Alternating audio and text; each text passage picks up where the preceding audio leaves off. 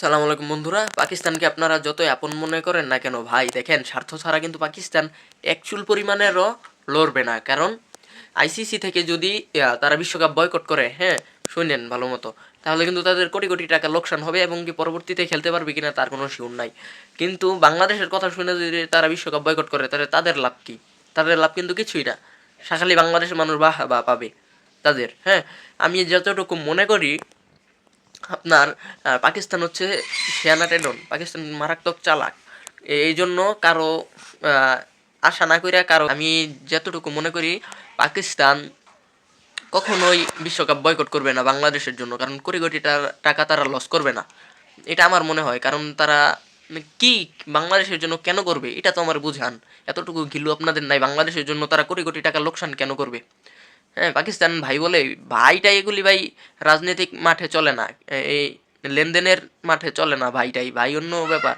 তাই বলতেছি এগুলি বিশ্বাস করেন না। মিডিয়া মিডিয়া এখন যা তা নিউজ করতেছে, অধিকাংশ নিউজ হচ্ছে ভুয়া নিউজ।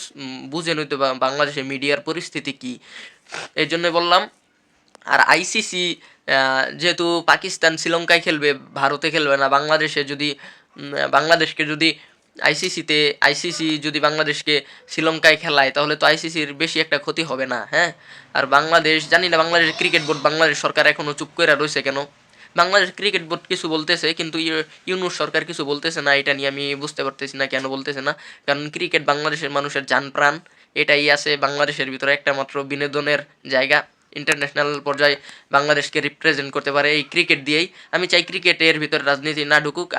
আর আইসিসির প্রতি আমার আহ্বান, এই বাংলাদেশের বিষয়টা দেখা হোক, না হলে বাংলাদেশের মানুষ কঠোর ব্যবস্থা নিতে বাধ্য হবে আইসিসির বিরুদ্ধে। আর পাকিস্তান জীবনও ভাই বাংলাদেশের পক্ষ নিবে না যদি তাদের স্বার্থে আঘাত লাগে, একটা কথা মনে রাখেন।